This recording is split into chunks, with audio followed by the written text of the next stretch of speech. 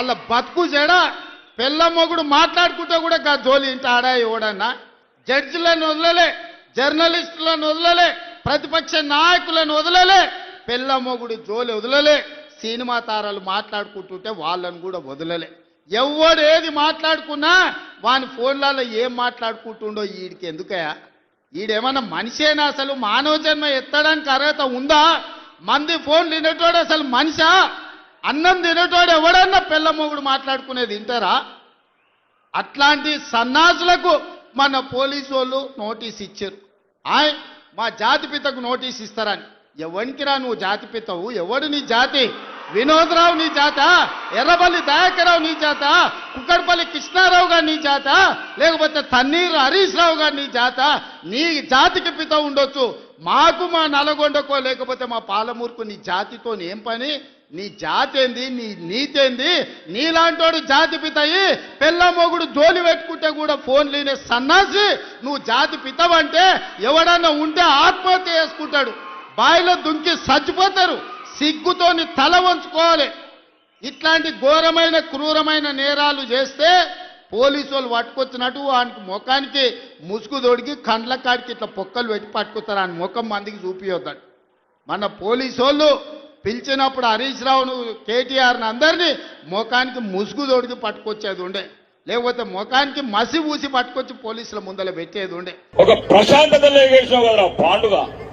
ఏం చేసినావు నువ్వు? మళ్ళీ వచ్చినావు. పారిపోయినోడు, ఓడిపోయినోడు, పాండుగాడు, గాండుగాడు మీరేం చెప్తారా నన్ను? అరే పాండు నీకు మళ్ళా చెప్తున్నా. నిన్న మళ్ళా ఏదో పెట్టినావు వీడియో. కొడుక జోకర్ అంటున్నావు కదరా. రే ఈరోజు తెలంగాణ మురిసిపోతుంది ఆరుమూరు బిడ్డను చూసి. Fire brand Rakesh Reddy. అరే పాండు ఒక బ్రోకరు, పార్కయత్ బ్రోకరు రా నువ్వు. హైదరాబాద్ లో రోడ్డు వీధి. అరే నీ అయ్య కేసీఆర్ నీ అన్న కేటీఆర్ అన్నాడు రా. నువ్వెంత పెద్ద బ్రోకర్ గారు. నేను అబద్ధమైతే గజ్జల కాంతం పెట్టిన ప్రెస్ మీట్ చూడరా. నీ వీడియోలన్నీ నువ్వు అమ్మాయిల బ్రోకర్ గాడవని చెప్పిన వీడియోలు ఉన్నాయిరా. అరే బ్రోకర్ కొడుక పాండు చెప్తున్నా, ఇంకెక్క చేసినామంటే మద్రాసునున్న మా మరదలు శ్రీరెడ్డిని కూడా పిలిపిస్తాం, మా చెల్లెని. ఇంకా ఆ బిడ్డ చెప్తుంది నువ్వు ఎన్ని మోసాలు చేసినావు, ఎంతమంది ఆడవాళ్ళని అన్యాయం చేసినావు హైదరాబాద్ అని. మళ్ళీ ఎట్లా వచ్చినవారు ఆరుమరు? ఏం చేసినవరా 10 ఏళ్ళు? ఇన్ని అబద్ధాలు చెప్పి మీతో ఓట్లేపించుకున్నాడు. పీకేనే అయిపోయాయి. ఆడు మొత్తం కల్వకుంట్లని భయపెట్టిస్తున్నాడు. కాళేశ్వరంలో 1,00,00,000 కోట్ల రూపాయలు మింగినోడిని భయపెట్టిస్తున్నాడు. భయపెట్టించి వాళ్ళ దగ్గర కోట్లాది రూపాయలు మింగుతున్నాడు. వాళ్ళని ఏం జైలేస్తాడు. మిషన్ భగీరథ, మిషన్ కాకతీయాల 50,000 కోట్ల రూపాయలు మింగిండ్రు కల్వకుంట్లోళ్ళు. వాళ్ళని ఏమంటలేడు. పొట్టోడు వాళ్ళ దగ్గర పైసలు తీసుకుంటాడు, నోరు మూసుకొని కూర్చున్నాడు. ఫోన్ ట్యాపింగ్ కేసుల అరెస్ట్ చేస్తా అని ఏం చేసింది తెలుసా? నిన్న ఏమైంది తెలుసా? హైదరాబాద్ లో నిన్న ఏమైంది తెలుసా? ఆ ఫోన్ ట్యాపింగ్లు చేసిన రికార్డులు మొత్తం ఏ ఆఫీసులో అయితే ఉన్నాయో ఆ ఆఫీస్ మొత్తం తగలబడిపోయింది. అగ్ని ప్రమాదంలో తగలబడిపోయింది. ఓడి పెట్టిండు, పొట్టోడే పెట్టిండు అగ్గి. దానికి పొట్టోడే పెట్టిండు పైసలు తీసుకొని. గసంటోడు మీ ముఖ్యమంత్రి, గసంటోడు పార్టీకి ఓటేస్తారు. ఇట్లా ఒకడేమో అవినీతి చేసి మీ 1,00,00,000 కోట్ల రూపాయలు మింగిండు, పీకిండు గదముక్కోడు. ఇక ఆయన్ని కాపాడుకుంటా ఈ పొట్టోడేమో 1,000 కోట్ల రూపాయలు వీడు మింగుతున్నాడు. మీరేమో ఇట్లనే మోసపోండ్రి. మానేమైంది? కొరట్లాకి 2 కాకపోతే 1 కాకపోతే 2 ఎయిర్పోర్ట్లు కట్టిస్తా. పోలీసు వాళ్ళు కూడా ఉన్నారు నా దగ్గర, ఇక్కడో అక్కడో ఏదో సందుకున్నారు. వాళ్ళందరికీ నేను ఒకటే చెప్తున్నా, 2 సార్లు 2 ఏళ్లలో మళ్ళీ వస్తున్నాం. యాద పెట్టుకోండి. ఎవడెవడైతే ఎక్కువ నగరాలు చేస్తుండో తోక కత్తిరించే బాధ్యత నాది. దగ్గర పెట్టుకోండి, ఒళ్ళు దగ్గర పెట్టుకోండి. మీరేమి పీకలేరు, మీ నాయకుడు రేవంత్ రెడ్డి గారు ఏం పీకలేడు. వాడు పిల్లల పొట్టుడాడు. వాడికి మాత్రం పొట్టోడికి మాత్రం ఒకటే చెప్తున్నాడు, రేపు మొక్కుకో ఎన్ని దేవుళ్ళు ఉన్నారు అన్ని దేవుళ్ళకి మొక్కుకో.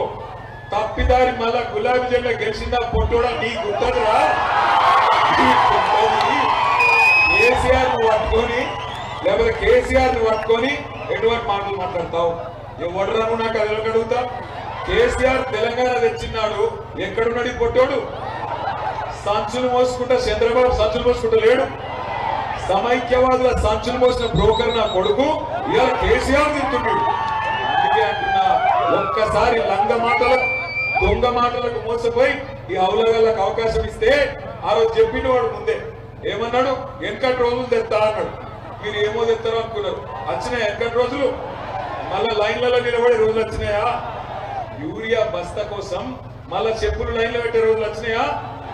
కానీ గుర్తు పెట్టుకోండి, కేసీఆర్ ఉన్నప్పుడు ఒక ఆటో అన్నకు ఒక 500 రూపాయలు ఇస్తే పొలం కాడ మంచిగా యూరియా బస్తాలు వేసిపోతున్నాయి. అవునా కాదా? ఇలా ఉన్నదా పరిస్థితి? ఇంకొక మాట నేను అడుగుతా, మిమ్మల్ని కేసీఆర్ ఉన్నప్పుడు ఎట్లా చూసుకున్నాడు, ఒక కన్న తండ్రి పిల్లలు ఎట్లా చూసుకుంటాడో అట్లా చూసుకున్నాడు. ఇక్కడ ఎవరైనా బీడీలు ఉంటే అక్క చెల్లెలు ఉన్నారా? ఇక్కడ బీడీలు ఉండడం లేరా? అట్లా ఒంటరి మహిళలు ఎవరు ఉన్నారా? కేసీఆర్ గారు ఎప్పుడైనా ఓట్ల కోసం అబద్ధాలు చెప్పిండా? కొట్టోళ్ళు లెక్క ఓ నేను గివి చేస్తా గవి చేస్తా నరికిండా? 6 గ్యారెంటీలు 100 రోజులను అబద్ధాలు చెప్పిండా? ఓట్ల కోసం చెప్పిండా? చెప్పలే. కళ్యాణ లక్ష్మి చెప్పలే ఓట్ల కోసం, రైతు బంధు చెప్పలే, మేనిఫెస్టోలో కేసీఆర్ కిట్టు చెప్పలే, గొర్రెలు ఇస్తా అని చెప్పలే, ఒంటరి మహిళలకు పెన్షన్ ఇస్తా అని చెప్పలే, బీడీ కార్మికులకు పెన్షన్ ఇస్తా అని చెప్పలే. ఏ దండం పెడితే ఆగురా, ఏం చెవులు అవుతున్నాడు నా చెవులు ముట్టుకుంటే నేను ఇట్లా మాట్లాడు తాగు, నేను ఆగు, నీకు దండం పెడతా, ఆగబట్టు మస్తు కూడా మందాగు. నేనేమంటున్నా అంటే ఒక్క మాట కూడా అబద్ధం మాట చెప్పలే కేసీఆర్. గెలిచినాక కడుపులో తెలంగాణ మీద ప్రేమ ఉన్నాడు కాబట్టి, తెలంగాణ దుఃఖం తెలిసినాడు కాబట్టి, తెలంగాణ పేదల గురించి గుండెల్లో ఆర్తి ఉంది కాబట్టి కేసీఆర్ గారు మాట ఇవ్వకపోయినా ఒక ఆడపిల్ల లగ్నం చేసుకుంటే మేనమామ లెక్క 1,116 రూపాయలు ఇచ్చింది. అది చూసి కాంగ్రెస్ వాళ్ళు ఏమన్నారు, 1,00,000 రూపాయలు ఎప్పుడు వస్తున్నాయో ఏందో, నేను తులం బంగారం ఇద్దాం మీదికి వెళ్ళి అన్నారు. ఇక మా ఆడపిల్లలకు బంగారం సెంటిమెంట్ బాగా పాడైతుంది. బంగారం అనగానే ఆయనతో కలవడ్డారు. ఏమైంది ఇప్పుడు? బంగారం వస్తుందా? నేను ముందే చెప్పిన మీకు, వీళ్ళు బంగారం ఇచ్చేటోళ్ళు కాదు, మెడలు పుస్తకాలు ఎత్తుకపోయి దండుపాలెం దొంగలు వీళ్ళని చెప్పిన. దండుపాలెం దొంగన కొడుకులు యాది పెట్టుకొని స్టువర్ట్పురం దొంగలని ఉంటారు. అట్లా ఈ కాంగ్రెస్ వాళ్ళందరినీ కూడా తీసుకుపోయి యానో దగ్గర ఊళ్ళో పెట్టి ఇక కాంగ్రెస్ దొంగలను బోటు పెట్టాలి. గంత దొంగన కొడుకులు. అందుకే చెప్పిన మా రోజు నమ్మలే మీరు. 9 రోజులు సగం ఇల్లే ఒకటే యాద పెట్టుకోండి, ఒక తప్పు ఓటేస్తే 5 ఏళ్ళ అవస్థ పడాలి. ఒక తప్పు ఓటు ఆఖరికి వస్తారు, ఇప్పుడు రేపు వస్తారు. ఛాన్సమ్మ దగ్గర బగ్గ పైసలు ఉన్నాయి, డాలర్లు ఉన్నాయి. ఏం చెప్తుంది? మీ అందరికి ఓటుకు 5,000 10,000 చేతులు పెడుతుంది. ఒక నిమిషం మంచిగా తీసుకోండి. 5,000 ఇస్తే ఛాన్సమ్మ వచ్చి 5,000 ఇస్తే మంచిగా అడుగురు. ఏం అడగాలి? అవు అక్క, మరి మిగిలిన పైసలు ఎవరు ఇస్తారు? 1,00,000 రూపాయలు అనాలి. అగో 1,00,000 రూపాయలు ఎక్కడిది అంటది. 1,00,000 రూపాయలు ఎక్కడిది అంటే మరి 26 నెలల